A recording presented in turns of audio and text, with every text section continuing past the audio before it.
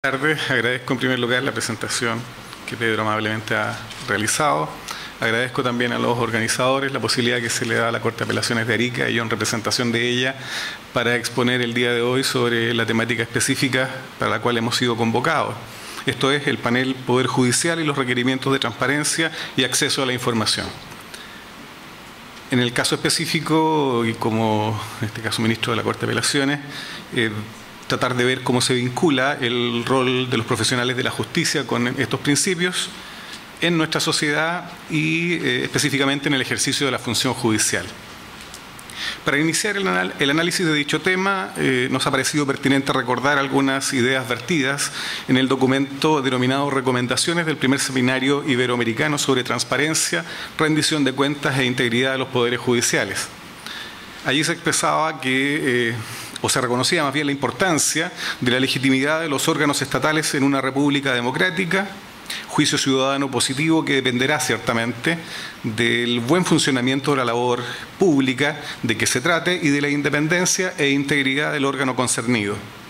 Además, se puntualiza que en el caso del Poder Judicial, como sus autoridades no son elegidas directamente por la población, su legitimidad solo puede derivar de la prestación recta y eficiente de su función.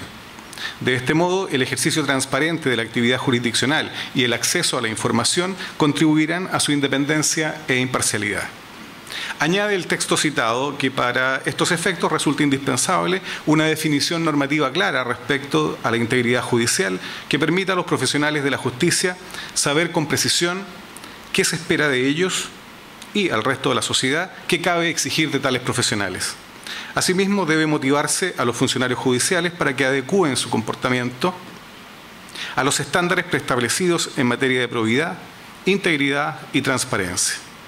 La integridad del Poder Judicial será entonces el resultado esperable de un sistema de justicia que define con claridad los deberes de los jueces, actúa con transparencia y los provee de recursos objetivos y estímulos adecuados para el desempeño correcto de su función. En este sentido, son dignos de mención a modo de referencia los textos elaborados con ocasión de estos encuentros iberoamericanos, como el Código Iberoamericano de Ética Judicial, el Estatuto del Juez Iberoamericano y la Carta de Derechos de las Personas ante la Justicia en el ámbito judicial iberoamericano. Bajo dicha perspectiva, los deberes de los profesionales de la justicia se encuentran regidos por una ética deontológica, no solo de las virtudes. Y es por ello que, por ejemplo, la Corte Suprema, con ocasión de la regulación de las actitudes éticas de los miembros del Poder Judicial, ha señalado este texto del Código Iberoamericano como un ente normativo de carácter supletorio. O sea, cuando hablamos de una ética deontológica, nos estamos refiriendo a que el funcionario cumple deberes más que a que se deba a virtudes. Por cierto que se debe a virtudes, pero está vinculado fundamentalmente a deberes. Quedando entonces sujetos a un rol que se encuentra reglado normativamente, en primer lugar por la Constitución, por las leyes y por la reglamentación interna específica, y que se corresponde, por cierto, a la posición institucional del funcionario en el sistema. Volviendo a las recomendaciones precitadas, se expresó en ellas que, además de la rectitud y eficiencia en el ejercicio de la función, es preciso que exista información y transparencia de la misma, de modo que el ciudadano pueda acceder con facilidad a los datos y antecedentes que le permitirán formarse directamente su opinión respecto del quehacer institucional. En este sentido, se sugería el establecimiento de plataformas tecnológicas con la información institucional y de la jurisprudencia de los tribunales, la ampliación de la oralidad y la publicidad a las diversas etapas y tipos de procesos, estableciendo mecanismos idóneos que permitan una adecuada difusión de las sesiones y audiencias de los tribunales en aquellos casos en los que no existan limitaciones legales justificadas por la necesidad de proteger intereses de carácter general o particular. En materia de selección de jueces y de los funcionarios de mayor jerarquía de las oficinas judiciales, se postuló que las etapas de nominación, nombramiento y promoción se basen en los principios de transparencia, mérito, idoneidad y capacidad. En el ámbito disciplinario se promueve el establecimiento de regímenes justos y efectivos, conforme a las garantías del debido proceso, con faltas y sanciones definidas por la ley de manera clara y precisa, determinadas y aplicadas por órganos que acrediten independencia e imparcialidad, con la debida motivación en decisiones que sean impugnables. También para los efectos de transparencia se recomendó hacer público los ingresos y el patrimonio de los jueces y de los funcionarios de mayor jerarquía de la oficina judicial. En definitiva, de lo que se viene señalando es dable afirmar que la probidad, como principio que vincula a los profesionales de la justicia, no puede ser considerada tal si no se la asocia a la transparencia, es decir, a la voluntad permanente de decidir sobre los asuntos de su competencia abiertamente, sin ocultar nada, en forma simple y directa. Ahora bien, si centramos el análisis en la exigencia de probidad en la función judicial, debemos recordar que tal principio y deber de los agentes estatales en general se encuentra reconocido en el inciso primero del artículo 8 de la Constitución Política de la República. La probidad en sentido amplio es un valor componente de la ética pública, o sea, un elemento dentro del código deontológico de todo agente estatal, depositario del poder, en el ejercicio del mismo. Supone un actuar íntegro y honrado, una conducta funcionaria intachable, un desempeño leal de la función o cargo, con preeminencia del interés general sobre el particular. Es el estándar ético que debe regir las conductas de quienes ejercen la función pública en cualquier ámbito del aparato estatal. Sus normas especifican las maneras legítimas del ejercicio del poder del Estado, ejercicio que debe orientarse al cumplimiento de los objetivos institucionales y a la mejor prestación de los servicios, realizando la labor pública con dedicación y eficiencia. Sobre el particular, en el punto 4 de la exposición de motivos del Código Iberoamericano de Ética Judicial se señala lo siguiente: el poder que se confiere a cada juez trae consigo determinadas exigencias que serían inapropiadas para el ciudadano común que ejerce poderes privados. La aceptación de la función judicial lleva consigo beneficios y ventajas, pero también cargas y desventajas. Desde esa perspectiva de una sociedad mandante, se comprende que el juez no solo debe preocuparse por ser, según la dignidad propia del poder conferido, sino también por parecer, de manera de no suscitar legítimas dudas en la sociedad acerca del modo en el que se cumple el servicio judicial. El derecho ha de orientarse al bien o al interés general, pero en el ámbito de la función judicial adquieren una especial importancia ciertos bienes o intereses de los justiciables, de los abogados y de los demás auxiliares y servidores de la justicia, que necesariamente han de tenerse en consideración. La ética judicial debe proponerse y aplicarse desde una lógica ponderativa, que busca un punto razonable de equilibrio entre unos y otros valores, si se quiere, entre los valores del juez en cuanto ciudadano y en cuanto titular de un poder, cuyo ejercicio repercute en los bienes e intereses de individuos concretos y de la sociedad en general. Cierro la cita. En el caso del Poder Judicial, el principio de probidad comprende una serie de deberes funcionarios, dentro de los cuales me he permitido destacar algunos que me hacen mayor fuerza para los efectos de este análisis. En primer lugar, el cumplimiento del principio de legalidad especificado a la función judicial, en cuya virtud los tribunales, en el ejercicio de esta actividad, deben someter su acción a la Constitución y las leyes y actuar válidamente previa investidura regular de sus integrantes dentro de su competencia y en la forma prescrita por la ley. En segundo lugar, la continuidad de la función judicial, lo que implica que los tribunales deben prestar un servicio continuo, mediante mecanismos que aseguren la respuesta oportuna a los requerimientos de los usuarios, dentro de los horarios de atención fijados legalmente o por disposición administrativa, en los sistemas de turno especiales y a través de instituciones como la subrogación e integración, como las suplencias en su caso, cuando haya inhabilidad o imposibilidad de jueces o miembros titulares de los tribunales, ya sean unipersonales o colegiados. Además, las suspensiones del procedimiento y de las audiencias solo deben operar excepcionalmente y en los casos previstos por la ley. En tercer lugar, como un tercer deber funcionario, la eficiencia y la eficacia en el servicio judicial. Deberes que se vinculan no solo con la oportuna realización del mismo, sino también con su calidad, con la accesibilidad a la información, a la transparencia e incluso a la amabilidad para con el usuario, respetando su dignidad y trato igualitario. En cuarto lugar, la independencia y la imparcialidad del órgano jurisdiccional, de modo que los justiciables tengan la certeza de que el tribunal resolverá el conflicto sujeto únicamente al derecho y no a otros factores no deseados. Es por ello que el juez debe separarse de la tramitación y conocimiento de los asuntos en los que tengan una relación previa con el objeto del proceso, partes o sean interesados en el mismo, en los términos previstos por la ley.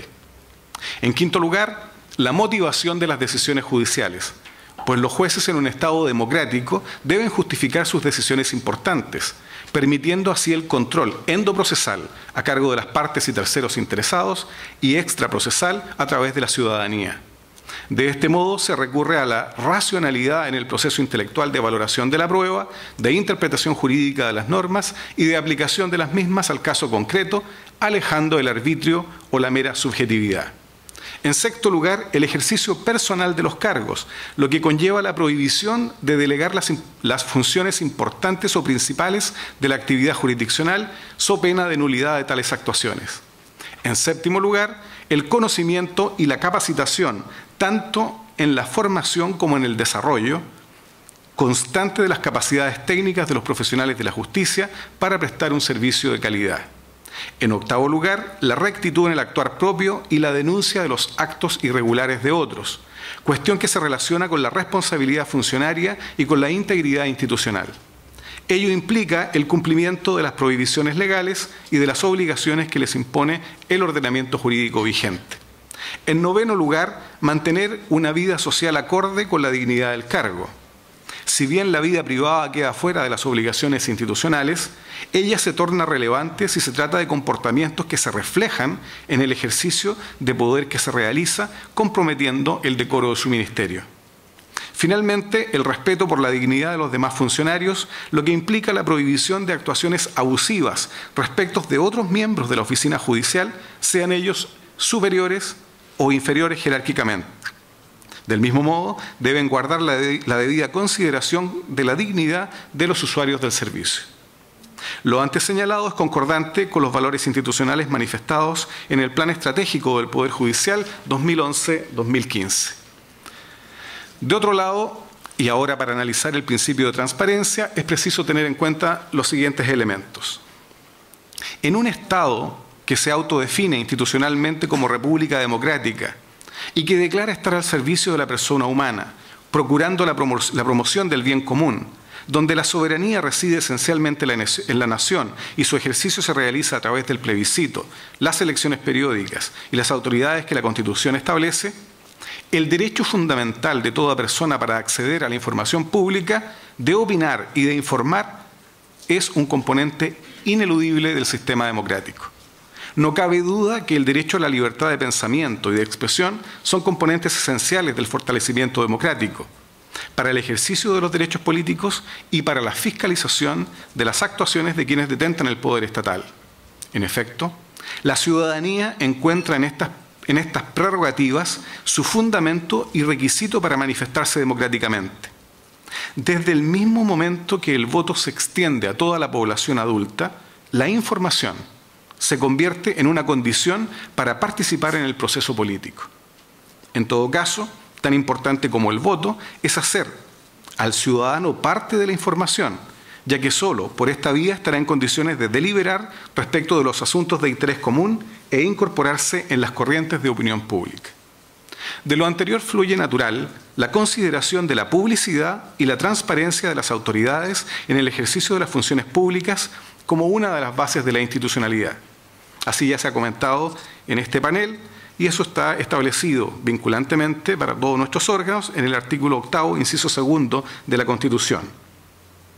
Ello es coherente con el sistema político elegido por nuestro constituyente, donde el actuar del Estado debe encontrarse regido por los principios de publicidad y transparencia en la gestión pública,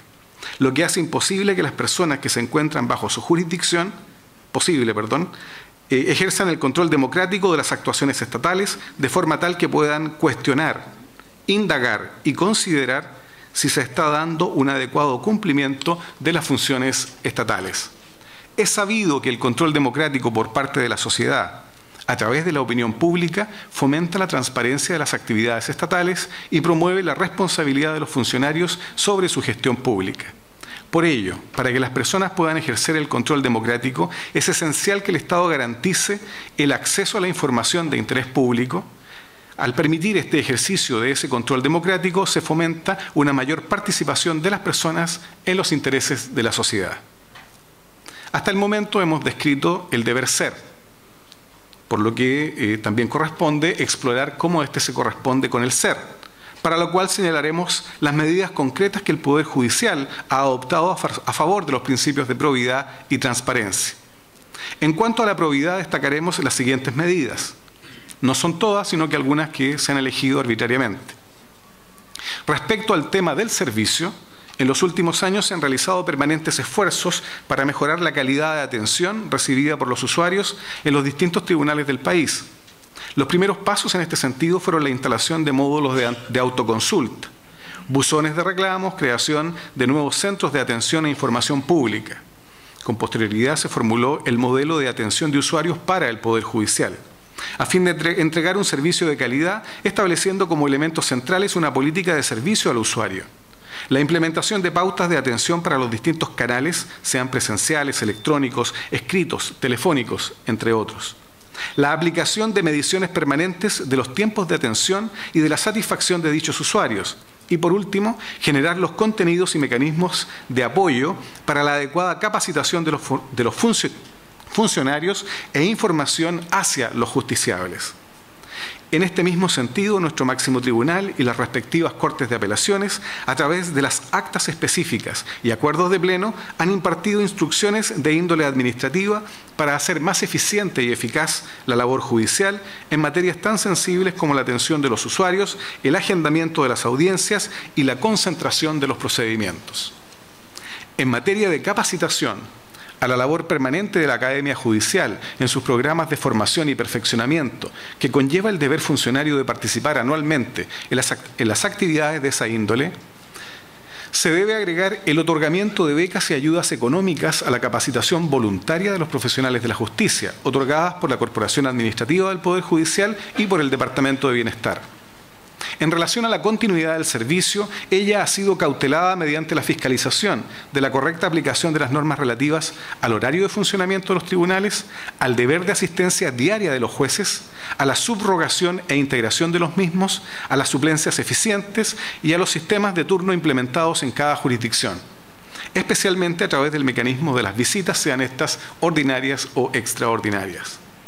En respecto del valor institucional del desempeño personal de los cargos, se ha procurado sustituir la cultura preexistente de delegación de funciones judiciales relevantes por la inmediación o presencia personal del titular en tales actuaciones jurisdiccionales, siempre bajo sanción de nulidad de ellas en caso de incumplimiento. La imparcialidad e independencia de los jueces y de la institución ha sido protegida en tanto componente del debido proceso a través de los mecanismos de garantía que prevé nuestra legislación procesal. Esto es, mediante la declaración de inhabilidades personales por implicancia o recusación, las nulidades procesales y los recursos de casación o nulidad según el caso. Además, nuestras máximas autoridades y las entidades gremiales han sido fuertes en defender la independencia del Poder Judicial en el desempeño de la actividad jurisdiccional. Cosa similar ha sucedido con la vulneración del deber de motivación de las decisiones judiciales importantes, donde la corrección del déficit se ha efectuado a través del control de racionalidad que abarca el conocimiento de los recursos procesales respectivos, normalmente ejercido a través de la estructura jerárquica del Poder Judicial. En el ámbito disciplinario ha sido una preocupación constante en el Poder Judicial y en especial en las asociaciones gremiales de jueces y funcionarios el mejoramiento del sistema de calificaciones, la incidencia de estas en los nombramientos y promociones, así como de los órganos y procedimientos para hacer efectiva la responsabilidad administrativa de los profesionales de la justicia. En lo que respecta ahora a la transparencia, dentro de las medidas concretas adoptadas podemos señalar las siguientes.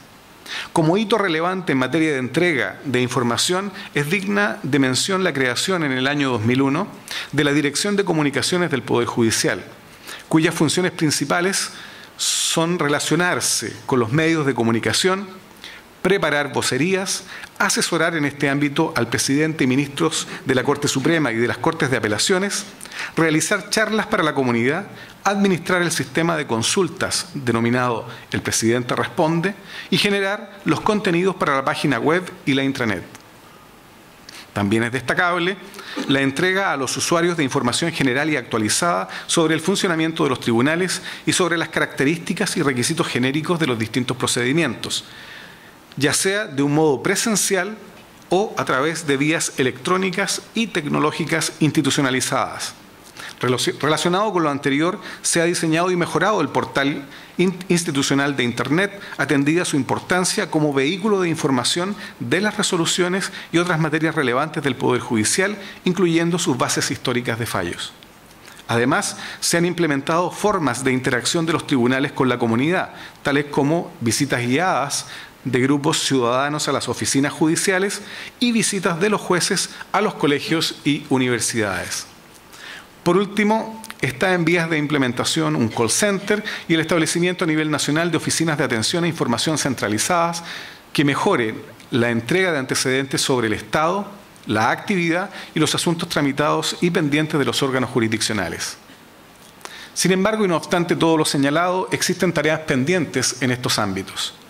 En cuanto a la probidad, creemos que deben mejorar los sistemas de formación y perfeccionamiento de los miembros del Poder Judicial para que cada uno de sus integrantes adhieran cabalmente a los fines institucionales de un servicio de calidad y a estar en condiciones óptimas para entregar un trabajo de excelencia. Además,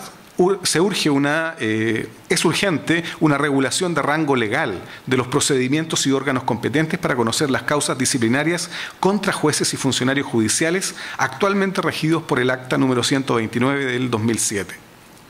En lo relativo a la transparencia, ante la constatación empírica de la existencia de desconocimiento por parte de la ciudadanía del propósito, tareas y responsabilidades del Poder Judicial y una carencia de educación cívica y comprensión de conceptos jurídicos fundamentales, se hace necesario implementar un plan de difusión y estrategia comunicacional de mayor envergadura que colabore con la valoración de los tribunales de justicia y su labor.